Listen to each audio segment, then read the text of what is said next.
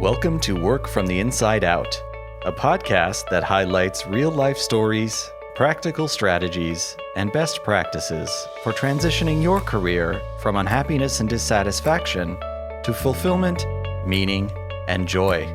Now here is your host, career and executive coach, Tammy Guler-Loeb. Hey everybody, I am so excited to introduce my guest today, resilience expert Deborah Gilboa, MD, who is also known as Dr. G. She works with families, organizations, and businesses to identify the mindset and strategies to turn stress to an advantage. Renowned for her contagious humor, Dr. G works with groups across multiple generations to rewire their attitudes and beliefs and create resilience through personal accountability and a completely different approach to adversity. She is a leading media personality seen regularly on Today, Good Morning America, and The Doctors, and author of the recently released book, From Stressed to Resilient. I think we could all use that. She is also featured frequently in the Washington Post, the New York Times, Forbes magazine, and countless other digital and print outlets. Dr. G is a board-certified attending family physician. Please join me in welcoming Dr. G. Hello, Dr. G. So happy to have you here. Hi, Tammy. I'm so glad to be here. Oh, so as you know, Dr. G, on Work from the Inside Out, we love to start with the early years and learn a little bit about where you began and how some of that might have informed or not where you are today. So take us back to some of those early years. So I actually accidentally did my homework for this part because during the pandemic, I wrote and got to deliver my most recent TED Talk. And I finally got brave enough to really share my personal story. And it made me realize that a lot of what formed me happened before I was born. Wow. My parents were both first generation American. And being the kids of immigrants, all four of my grandparents immigrated here in their childhood or teenage years got off the boat at Ellis Island and made it as far as the Bronx in New York and lived there and met and married there and raised my parents there. And my parents met and married there and I was born there. And in that second generation American story was really baked in this idea that you have an obligation through merit and work to basically to be the pudding that is the proof of all of the suffering and struggle that your grandparents went through and that your parents went through. And it worked. I mean, the abject poverty and oppression that my grandparents all escaped, they brought their poverty with them, but not their oppression. And I remember, I can't say that entirely actually, because I remember being with my grandmother in the Bronx, walking down the street just with her. I must have been maybe 3 or 4. And I was being raised as an American kid, right? So we saw a police officer and 3 or 4-year-old white girl went, "Hi, Mr. Officer." And my grandmother grabbed my hand, yanked it down, shushed me, and dragged me into an alley. You never tried to get a police officer's attention. Like, what was I doing? Putting us in harm's way like that, putting myself in harm's way like that. And I think that in that story is this arc. I would say this stark difference, but also this arc of going from oppression to privilege. And we weren't wealthy when I was growing up. I didn't have that kind of privilege, but I had a ton of privilege. My grandmother couldn't imagine a world in which a Jewish person would ever invite the attention of the authorities. And I just hadn't really internalized, like, now that I think back, I know that she always, when we would see a police officer, she always put her head down and she would try to get smaller. She was 4'10". She was not a big human, but she would try and get smaller and go more into the shadows, literally and figuratively. But I hadn't really noticed it that much, right? It hadn't really impacted me. And Sesame Street had impacted me. And that is just one story to give you this example of like, it was more than just miles in where my family came from and got to. And to get to our sort of like lower middle class existence was palatial and amazing compared to where they'd been just 2 generations before. And I'm an only child. And on one side of my family, I'm the only grandchild. And on the other side of my family, I was the only granddaughter. There were only 4 grandkids. And from big families, my grandmother was the youngest of 8. And things winnowed down very, very quickly into what my youngest child now would call the white hot spotlight of their love. And although he's talking about himself because he's now my only kid at home.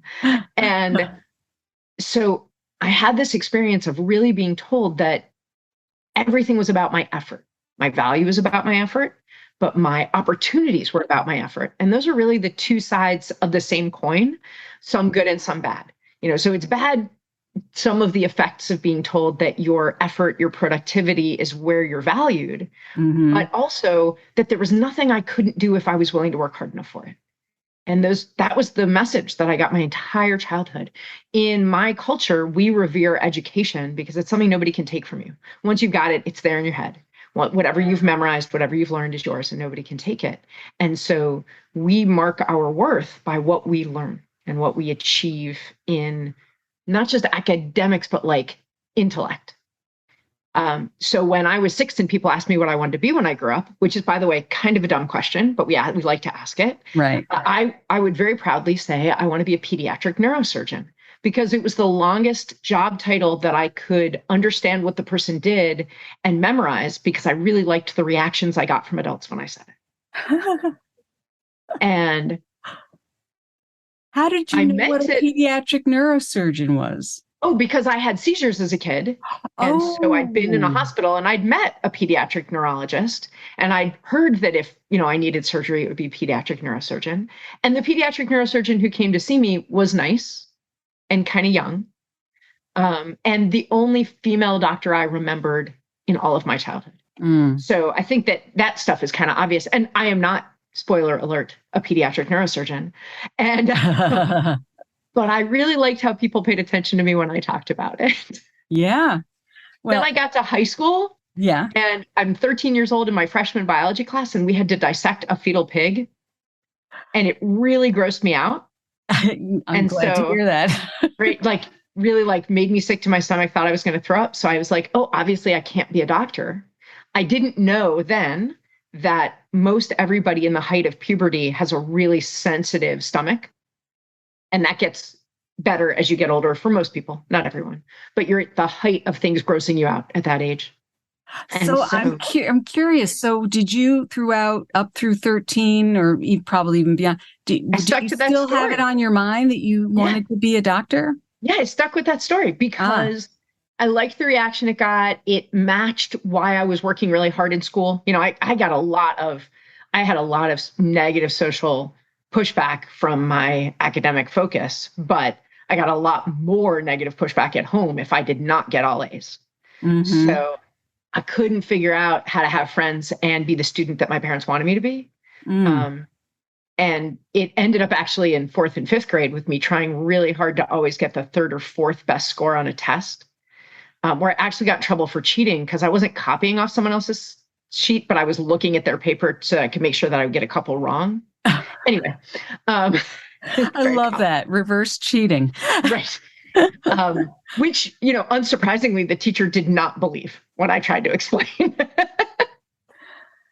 That's a new one for me. I haven't heard that before. Yeah. It's dumb, but understandable in retrospect. Anyway, So I get to high school, I'm grossed out by the fetal pig. And I was like, well, obviously I can't be a doctor.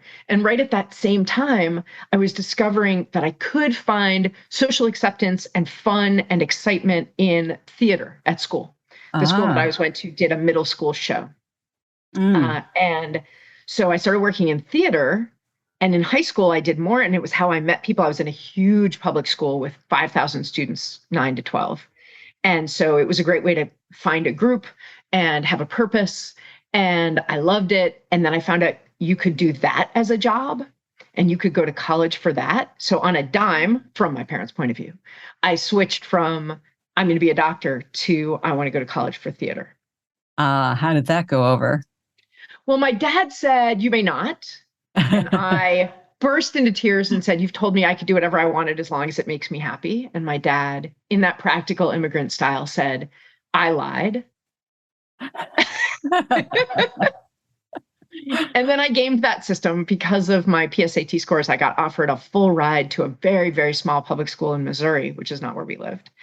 And I told my parents that I was either going to go to that small public school in Missouri for theater, or I was going to go to one of the schools they wanted me to apply to for theater, but that I was going to control this decision.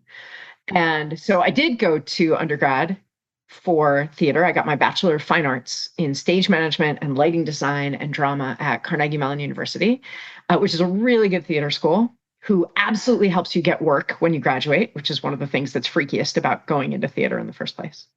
And so that was really arguably my first career. I spent 6 years after college working as an equity stage manager. I ended that career by spending 2 years at Second City Theater, which is a really famous improv theater in Chicago. Yeah. And I really, really liked it. And then I found myself getting somewhat bored of it, which, since I'd kind of peaked in that field, working at Second City is one of the best jobs you can get. As like the guy I replaced had been there 27 years. Oh my goodness. I could do this for 5 years, but not forever. And I was talking to a friend, I'd volunteered after college as an emergency medical technician because I did still like the urgency and the excitement of driving the ambulance and the medicine and all that. And I called a friend of mine and I said, I'm thinking about trying to, on the side, right? Side hustle. I'm going to try and get certified as a paramedic. And he was a paramedic and he'd worked with me when I was an EMT. And he said, you'd be a terrible paramedic. Really? I was so hurt. I was like, but what do you mean? And he said, every time we run a call together, you're questioning and asking, why is it like this? And wouldn't it be more efficient or better or safer if we did it that way? And he's like, you're never going to want to be in this world of protocols and other people deciding. Just go be a doctor. And I had never told him that I wanted to be a doctor at some point in my life. And I thought, I wonder. But I was obviously too old to go back to school and go to medical school. I was 26. And I was positive that I was way too old to make such a change, right? Obviously, how could I? How could you? I actually know a few people who went to medical school around the age of 30, but I ended up meeting people in medical school in their 40s. But at the time, I was obviously nearly in a walker. I would be 30 before I graduated from medical school. I'd be in my mid-30s before I finished residency. Ancient. But one day when I was especially fed up with some of the things that were happening at the theater that I was working at, which is just a normal workplace experience to have, right? Being like, we were closed on Mondays. So on a Monday, I called, because mind you, this is before the interwebs existed. So there was no way to look it up on the internet. So I called Northwestern's medical school in Chicago where I was working. And the poor woman who answered the phone, I said, I'm thinking about applying to medical school. What's required? And she says, a bachelor's. And I say, in what? Imagining she's going to say biology or at least science. And she says, college. And I was like, I totally have one of those. Maybe. Please come by our office and pick up an application or one will be mailed to you. Goodbye. Right? So I go by their office and I pick up an application and I discovered that I really just need 4 classes: biology, chemistry, physics, and organic chemistry. That's it. I mean, I got a conservatory degree in theater and Shakespeare did not really help. So I had to have the bachelor's, which I had, but I had to take about a year's worth of science classes and take the MCATs and apply. And it would take me probably, they said 3 years, but I could see how I could do it in 2. And I sat on it for a while. I talked to some of the people I trusted most.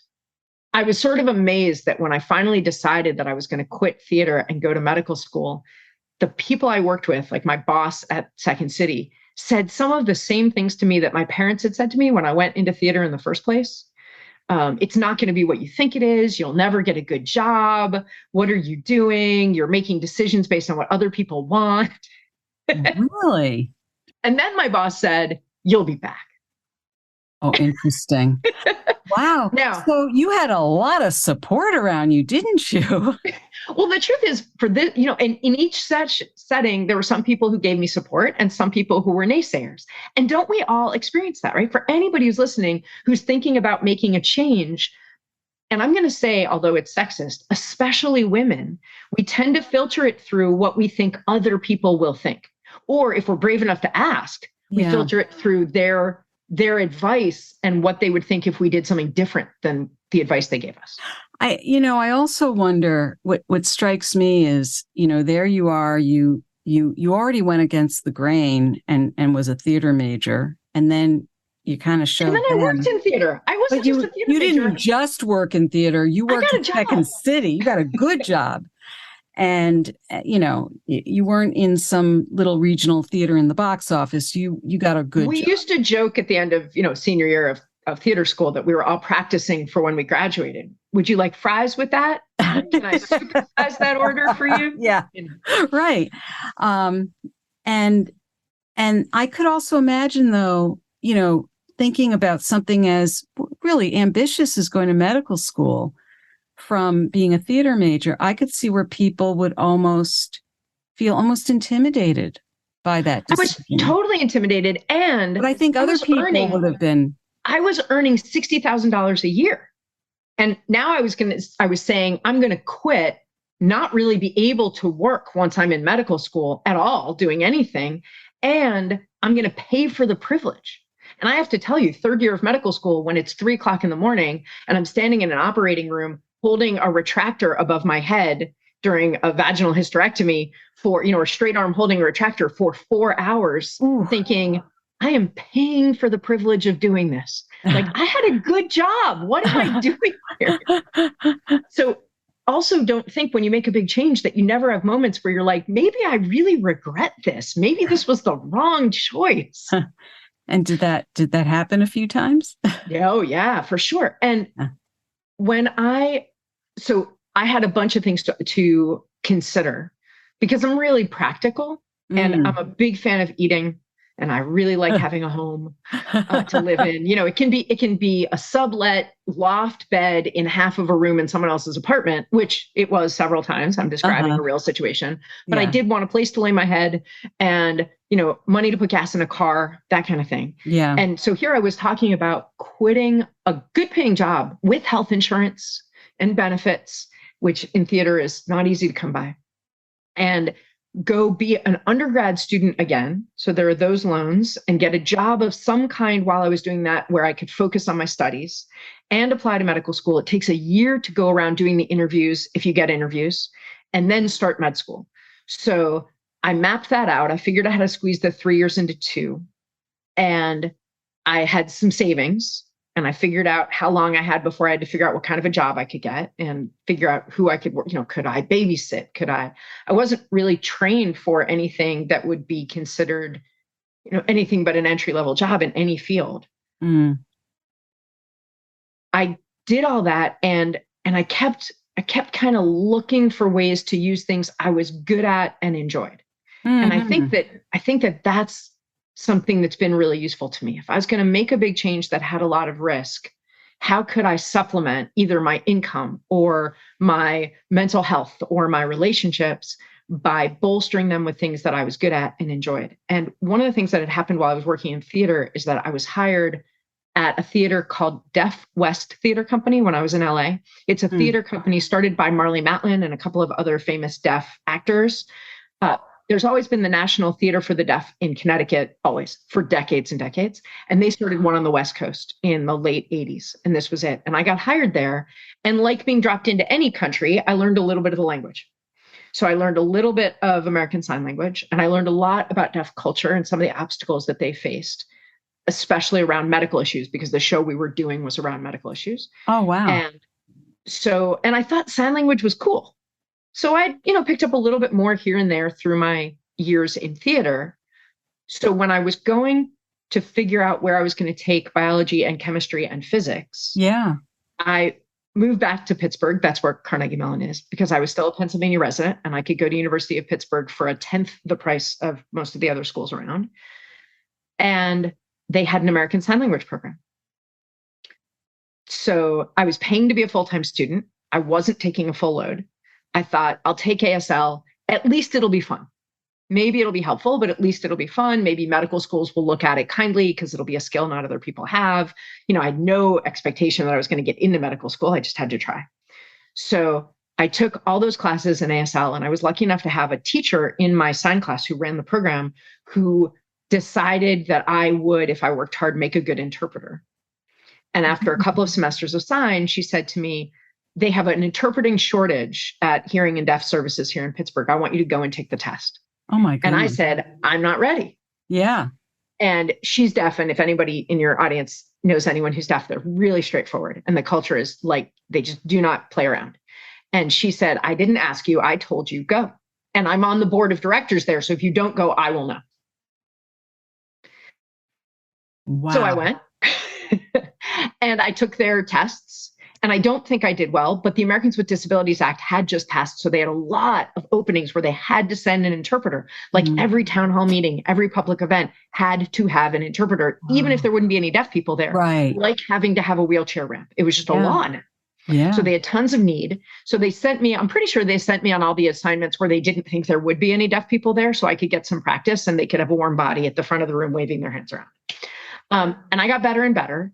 And I ended up using my ASL interpreter skills to be my job, not only for those 2 years where I was applying to medical school, but it worked out really well as a supplement so that I could afford groceries and books and things for my 4 years of medical school.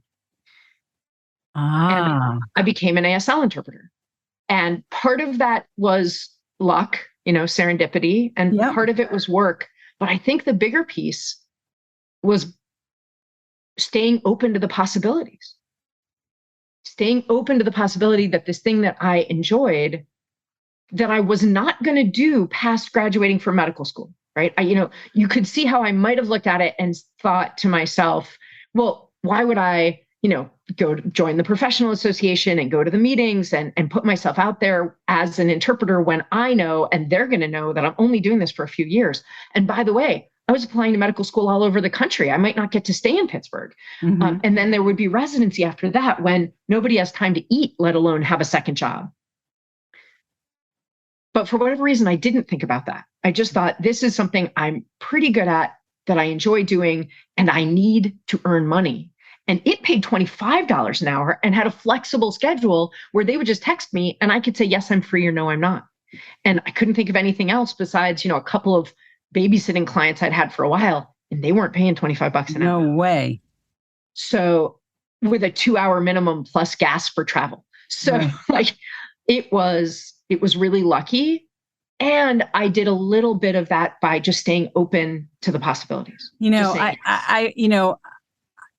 I want to emphasize a couple of things that you've just mentioned that I think are really critical. And that is that you looked for things not just that you were good at, but that you enjoyed, or that it sounds like intrigued you enough. Because I think oftentimes people will look at something that they're good at, but they don't take that other part of the recipe and say, do I enjoy this? And they just go after something they're good at. And then later on, they figure out if they enjoy it or not. And the mistake some people make is they don't enjoy it, and they could have probably figured that out. But the other piece here, when you say, I was lucky and it was serendipitous, you were open, you were curious, and you stayed open to it. I think a lot of luck is just showing up and being open. Improv theater really helped me because there's an ethic in improv theater that you lean towards saying yes every time you can.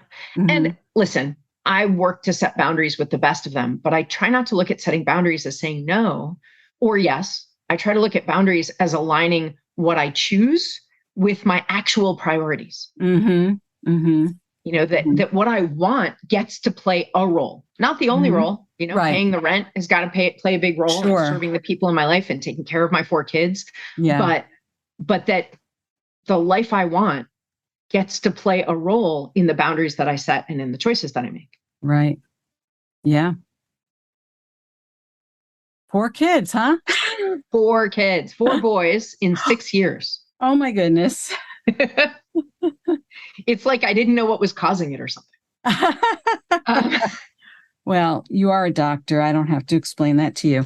But sure, I do. So we do know that part of the story came true. Yes. So where did you end up going to school? I'm curious.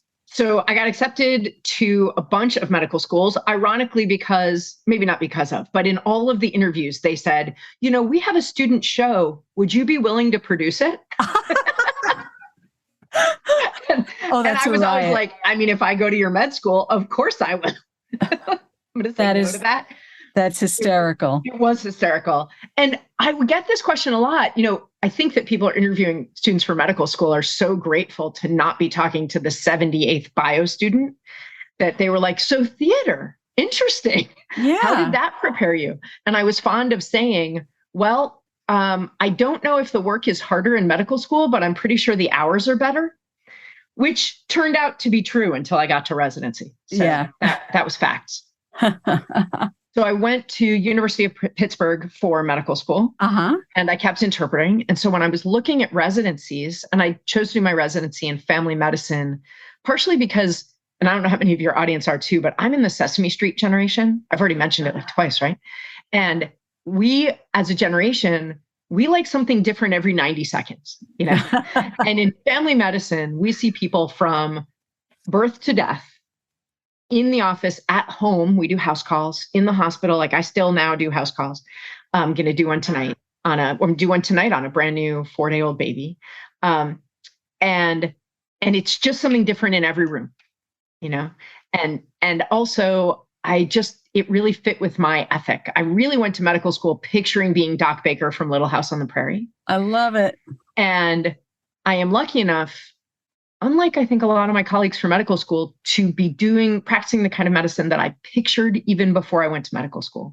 I am a full spectrum family doctor. I don't do deliveries anymore of babies, but I take care of newborns all the way through folks on hospice. I go to funerals and I go to the hospital for newborns and everything in between. Wow. And I love it.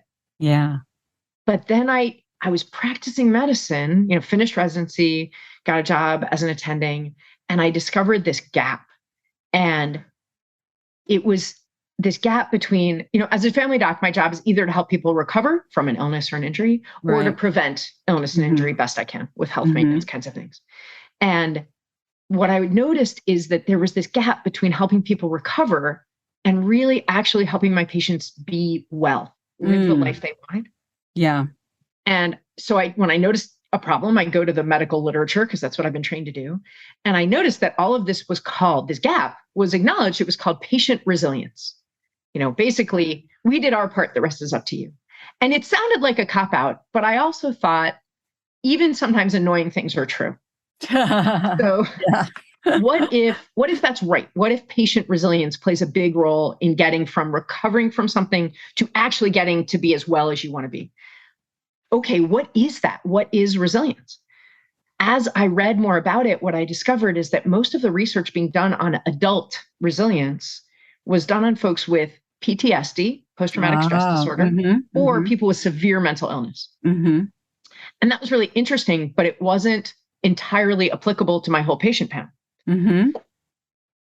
So I decided to do some of the research myself. And in your spare time? So here's the thing. When I finished residency, I already had one kiddo and we wanted more.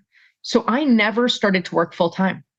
Okay. Residency pays so poorly, like $30,000 a year before taxes, that I could work part-time as an attending doc and still double my salary. And so I could start paying back my med school loans and afford my life really easily. So I never worked full-time as a physician. I've always worked part-time. And because I've always served really high needs populations in the health center where I work, it's really helped me to stay healthy while I do that, both mentally and physically, and to align my life to my priorities, to be with my kids as much as I wanted to and be as involved in their life as I wanted to, and support the person who was my partner at the time the way I wanted to. So that worked well for me. But then I discovered this gap, and another sort of serendipitous thing happened, which is I started to work with a brand new federally qualified health center. And as we were getting started, they said to me, hey, you have this background in theater, and we need to let people in the community know we're here. Will you go out and do speaking engagements? And I was like, heck yeah. If you want to pay me to go out and stand up in front of people, I love doing that. I've always loved doing that. I know that. As a matter of fact, I was shocked when I got to medical school and other people didn't love doing that. So Oh. I assumed everyone liked to be up in front of a group of people speaking. It turns out that's actually the number one phobia in the world. So not everybody does. But I didn't know that. So they said, will you go out and speak? And I said, sure. I was really pregnant with my third child at the time. And so when I would go to these different community groups and say, hey, I'm from the newly formed Squirrel Hill Health Center. We'd love to do a free public health talk for you. What would you like it to be on? They would say, what can you talk about? And I would say, I could talk about why smoking is bad or high blood pressure or healthy eating. And they'd look at my belly and say, can you talk about parenting? And I was like, anybody can get pregnant, but sure. Okay. Yeah, I can. It was my third kid. I'll give it a shot. And as a family doctor, I take care of a lot of kids. As I started speaking, I discovered, first of all, that I really loved it and I wanted to make it a part of my professional life and I keep doing it. But also that what people were asking me about wasn't really medicine. It was really that resilience thing. They're really asking me, how do I help my kid be stronger in the world? They weren't asking me, for example, is my child with asthma on the correct controller medicines? They were saying, how can I get my kid to take the medicines they have to take every day without it being a huge obstacle? They weren't saying, how do I, treat my teenager's acne or anxiety or whatever. They were saying, how can I live with my teenager in a way that's beneficial for both of us, that feels peaceful, that feels supportive? This is really hard. Yeah. And then they started asking me these questions about adults as well. So I was speaking and people would say, hey, do you have a website or a book? And I was like, nope, just make an appointment. But that really wasn't enough. The person who was my husband at the time said to me this really annoying true thing, which was because I was like, they want a book, but I don't know anything about getting a book published. And he said, well, if you don't write it, it will never get published. That was annoying and true. So, so I set out to write a book. And I wrote it, actually, that first one on parenting. It's called Get the Behavior You Want Without Being the Parent You Hate. I love that. And the themes that started to emerge were really around this topic of resilience. So all these things were coming together. And I was still working part-time. I worked yesterday. I still work at my health center. But I also, about 10 years ago, got really serious about researching and writing and speaking about getting the life we want. Now, and it turns out that is resilience is fundamentally about navigating change. So I learned about the neuroscience of it and the brain chemistry and changes that happen when we encounter change, what our brains do, and how we can, and what skills benefit us when we encounter change and how we can navigate it, not how we can love it. Our brains are wired to be skeptical of change because we're currently alive and our brains just want to keep us alive. So all change is suspect. But then, as I mentioned during the pandemic, I had already given one TED Talk, but I wanted to write one that was more about resilience and adults and less about parenting. And I started to look at my life from the perspective of navigating change. And I learned some things personally that really informed the work that I do with other people. And now, in addition to practicing medicine, I work with, as you said in my bio, families and also companies and organizations who are struggling to navigate change or need to be more change competent. They need to be able to navigate change more quickly or more easily to be able to serve their own mission. Wow. That's so I'm on careers like 3 and 4, I think. And yet, what I love about what you're talking about is how each thing served the next thing. There's a thread that runs through all of that. And how ironic that when you started to take a closer look at resilience, you did end up looking at neuroscience too. For sure. For sure. Even if you're not a surgeon. So you haven't closed that loop yet. I wouldn't close that door yet, Dr. G. I wouldn't either. Now I know I don't want that life. It's funny, when I was in medical school. Resilience surgery. Right. When I was in medical school, a lot of medical school is about figuring out what kind of a doctor you want to be. And I don't mean like, do you want to be a good doctor? I mean like what field of specialty you want to go into. Right, right.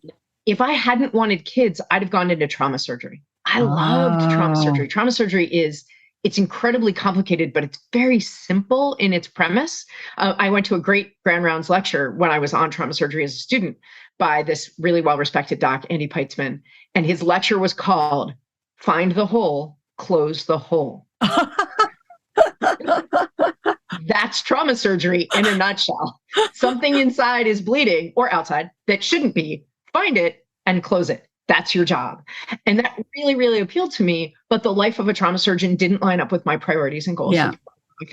Right. And I don't mind. I picked right. I can say I haven't always picked right about things in my life, but I picked right about this. Yeah. And I'm glad that I did. But if I hadn't ever started off, I don't know if anybody else has ever said this, but it's kind of obvious to me. It feels like an Oprah thing. So maybe that's who it was. You'll never reach higher than you aim. Yeah. And you may not reach what you aim for, but if you aim too low, if you're in a position, if you're in a job where you're like, well, I can stay here and I might not reach something that was bigger, that's absolutely true. There have been things I aim for that I have not yet reached, or that I may never reach, or that I definitely won't reach, but you certainly almost never reach higher than you aim. I'm sure that there are the outlier stories out there. Yeah, there probably are where but someone in general, if you want to reach something, you've got to aim for it or past it. Yeah, absolutely. So that's an interesting point, though. So how does resilience then play into that ability to be able to reach higher, or does it? So here's one of the things I think that's most important that I learned about resilience in our research, and that's the definition of resilience. Okay. Resilience is the ability to navigate change, not just adversity or struggle or difficulty or suffering. It's the ability to navigate any change with intention and purpose towards your goal. That's a very different definition than I bet most people would. We mostly say resilience is the ability to bounce back from struggle or adversity, right? And that's 100% true if you're a rubber band or like a Rubbermaid container. I back over it with my car, and if it's resilient enough, it pops back into its previous shape. But we're people. We are changed by every experience we have. And for us, resilience is the ability to navigate change mission-oriented. Yeah. So first you have to decide not who you want to be in 30 years or even 3 years, but in the midst of whatever change you're facing, who do you want to be at the end of this change? And sometimes that change is awful and unavoidable, like when my mom got a terminal diagnosis. And sometimes that change is really useful, even though it's super stressful, like all of the difficulty you'd go through trying to adopt. You know, at the end of that change, you want to be a whole person ready to be a parent. Right. But and you want it so much, but it is damn stressful. Yes. And sometimes it's a parking ticket, which isn't nothing, but it isn't a life-threatening illness, right? There are so many changes that we navigate. We have a lot of practice, and we have a lot of the skills that are inherent in that ability to navigate change with intention and purpose towards a goal. This is what most of my research has been about. What are the skills that make up that ability? And there are 8 of them. And what are the strategies that we can use to help other people be more resilient? Because I think those are the 2 things in life. If you're a person who is a leader in any situation, in your family, in your business, in your community, on a committee, you often end up having to help other people navigate change. So I and the lab, the group of amazing people I've gotten to work with at Tepper School of Business at Carnegie Mellon University, we're really interested both in individual resilience and what we can do to build skills in ourselves, and team and organizational resilience. What can we do to help a group of people or other people outside ourselves? Because we know how successful we are in making other people change, right? Yes. So what are the strategies that are actually effective helping someone else to navigate change? So the work I do with companies is really centered around finding where change resistance is, because it's chemical, it's natural, it's normal. It's not a referendum on bad leadership. It's not a referendum on bad people. It's normal. But where is that resistance coming from? And then how to smooth it. That feels like almost a key that can unlock somebody who's in paralysis or feeling stuck. It helps you get towards the life you want. I had a patient say to me, a lot of my patients don't know that I do this because why would they, right? They just want to see me in their clinic and whatever. Right. And I had a patient came to me and was like, hey, doc, I saw you on the Today Show. And I was like, oh, thanks. And he said, so resilience, huh? I said, yeah. And he says, I'm kind of sick of being resilient. Like there's been the pandemic and there's inflation and there's gas prices. Like I'm sick of it. What's the point of being resilient? Just so I can handle something else bad? And I said, it's an excellent question. The point of being resilient is not getting up so that you can get knocked down again.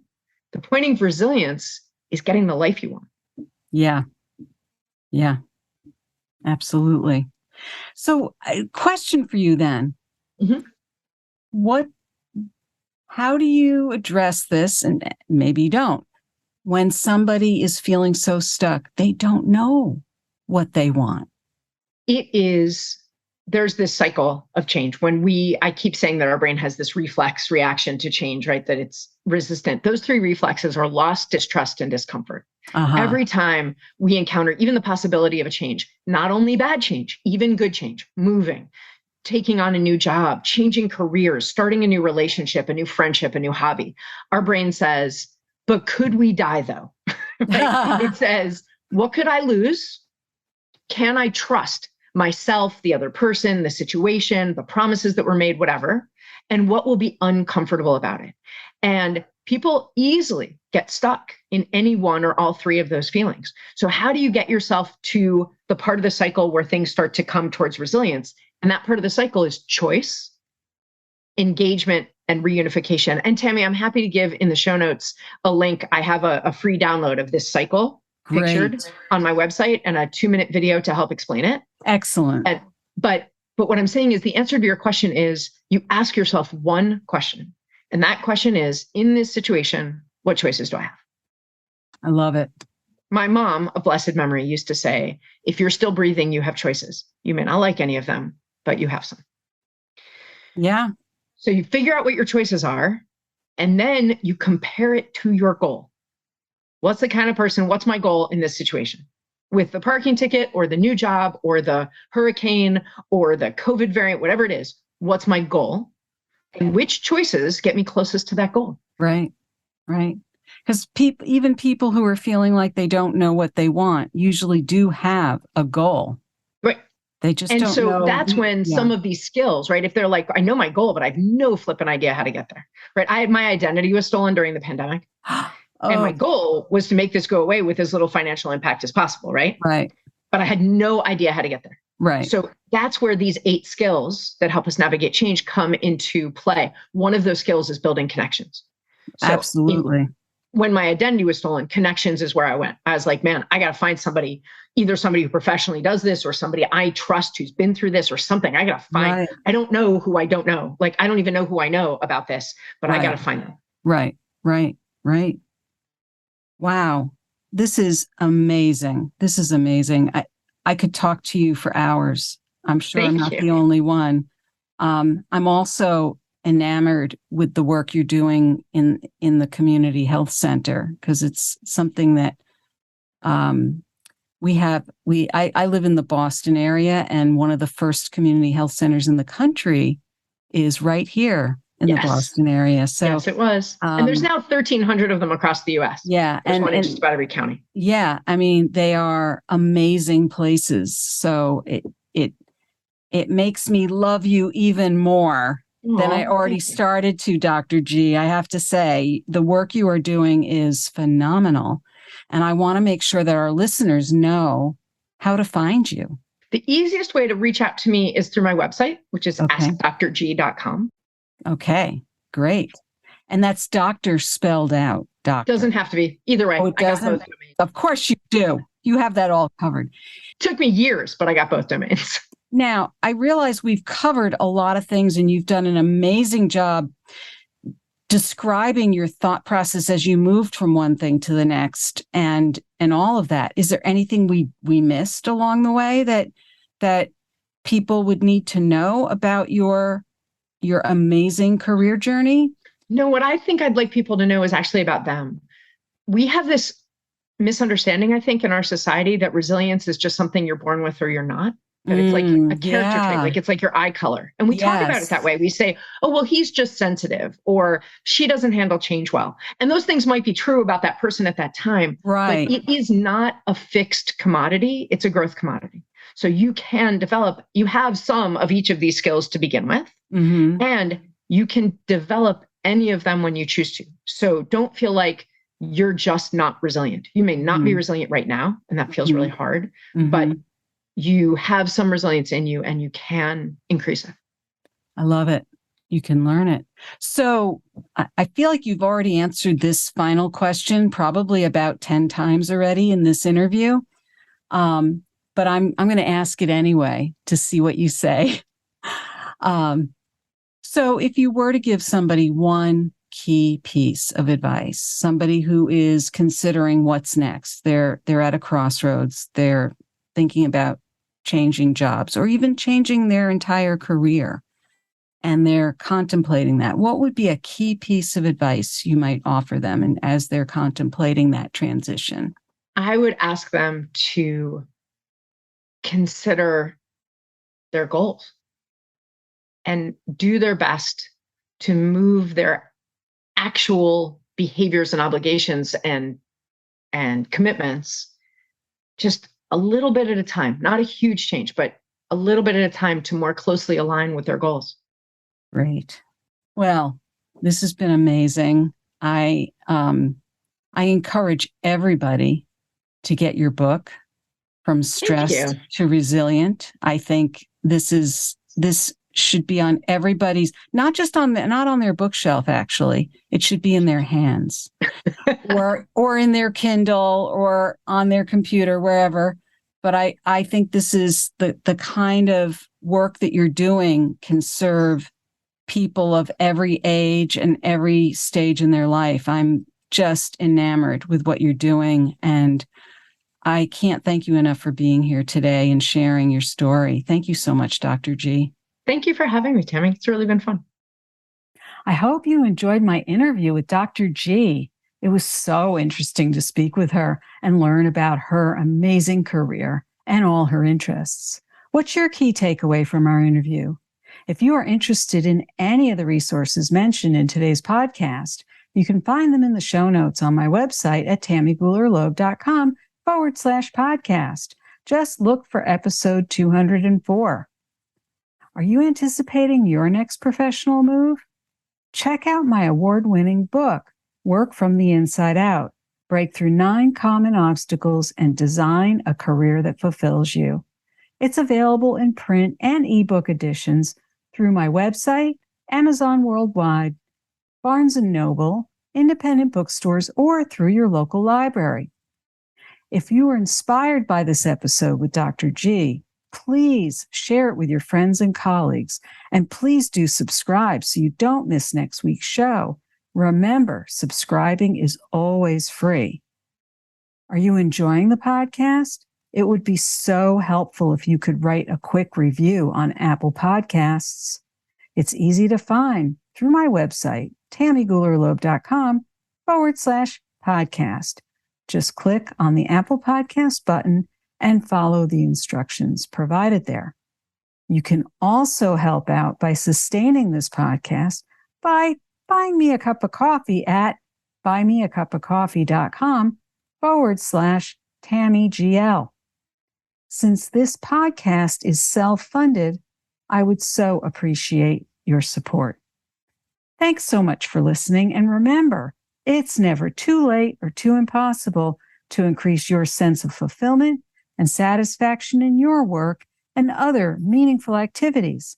Let me know how it's going for you. I would love to hear from you. Bye for now. Thank you for listening to the Work from the Inside Out podcast. For more information, you can find us at www.workfromtheinsideout.com.